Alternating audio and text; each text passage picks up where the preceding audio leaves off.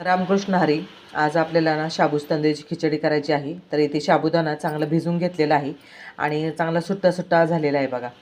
तर मग रात्रीचा साबुदाणा भिजवायचा म्हणजे छानपैकी असा ना मोकळा मोकळा साबुदाणा होतो, म्हणजे अशी खिचडी ना चिवट अजिबात होत नाही. तर आपण साबुदाणा आता साईडला ठेवूया आणि त्यासाठी काय काय साहित्य लागणार आहे ते पाहूया आपण. तर इथे ना मी बटाट्याचा किस घेतलेला आहे, जो वर्षभर आपण साठवणुकीसाठी जो करतो तो घेतलेला आहे. आता त्यामध्ये आपण पाणी टाकून घेऊया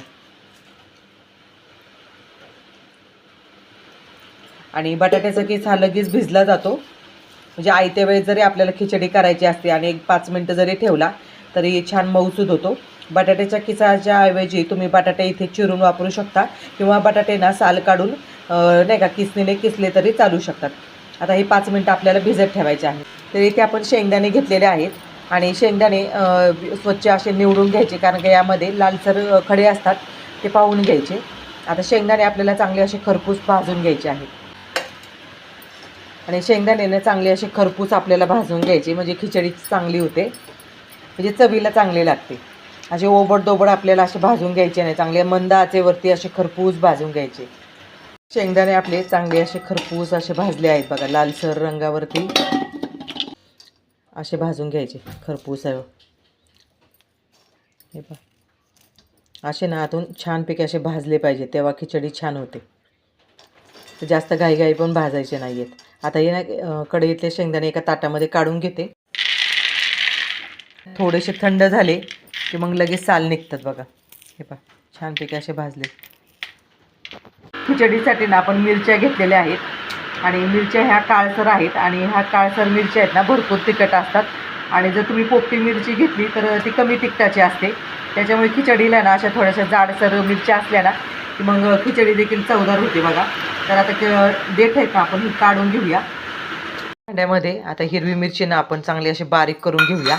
शक्यतो हिरवी मिरची ना बारीक करूनच घालायची, म्हणजे नाही का खिचडी चांगली होते. आपण कट करून घालतो, लहान मुलं असले तर कट करूनच घालायची शक्यतो, परंतु हिरवी मिरची घातली ना की सगळीकडे व्यवस्थित लागली जाते.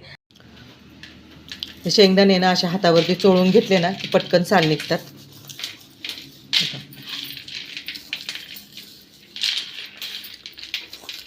सगळी साल ना आता अशी काढून घेते मी.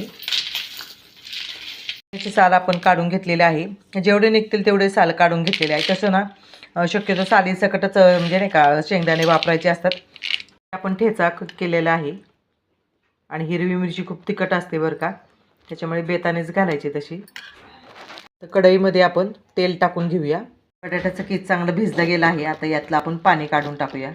तेल गरम झालेलं आहे, हिरवी मिरची टाकून घेऊया आणि तेलावरती मिरची ना चांगली परतून घ्यायची, म्हणजे त्यातला एक तिखटपणा कमी होतो. आणि आपले साबुदाणे जे आहेत ना तेव्हा छानपैकी असे भिजले गेले आहेत. आता साबुदाणा आपण मोकळा मोकळा करून घेऊया थोडासा. आता आपण परतून घेऊया. साबुदाणा ना चांगला असा हिरव्या मिरचीवरती पहिल्यांदा परतून घ्यायचा चांगला, म्हणजे चांगली वाफ निघते नाही का, म्हणजे वाफेमध्ये चांगला असा परतून घेतला मग खिचडी पण अशी गजगिजीत होत नाही बघा. नाही तर मग खिचडी नाही अशी काहींची गिजगिजीत होते बघा, तशी होत नाही. असा चांगला मोकळा ना असा परतून घ्यायचा साबुदाणा पहिल्यांदा आणि गॅस ना मिडियम ठेवायचा थोडासा. साबुदाणा ना आपला चांगला असा परतून घेतलाय बघा, जसा चांगला सुट्टा झालाय बघा.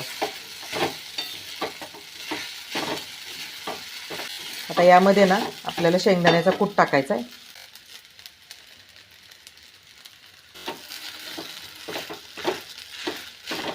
आणि आपण असे शेंगदाणे चांगले असे खरपूस असे भाजून घेतले ना तर मग खिचडी देखील चवीला चांगली लागते बघा. आणि असे साबुदाणा चांगला परतून घ्यायचा, म्हणजे मोकळी खिचडी होते, कधी पण चिवट होत नाही. आता यामध्ये आपण किस टाकूया.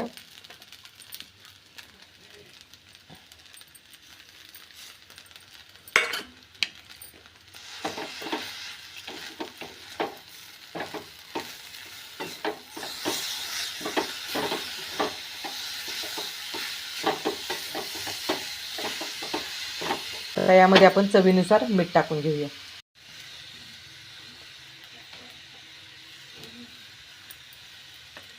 मीठ टाकल्याच्या नंतर मंद आचेवरतीच आपल्याला ही खिचडी परतून घ्यायची चांगली, मोठ्या आचेवरती नाही परतायची. तर तुम्ही नक्कीच अशी खिचडी करून पहा. शक्यतो ना रात्रीचा साबुदाणा भिजत घालायचा, म्हणजे चांगला फुलला जातो आणि एकसारखी परतत राहायची खिचडी सगळ्या बाजूने.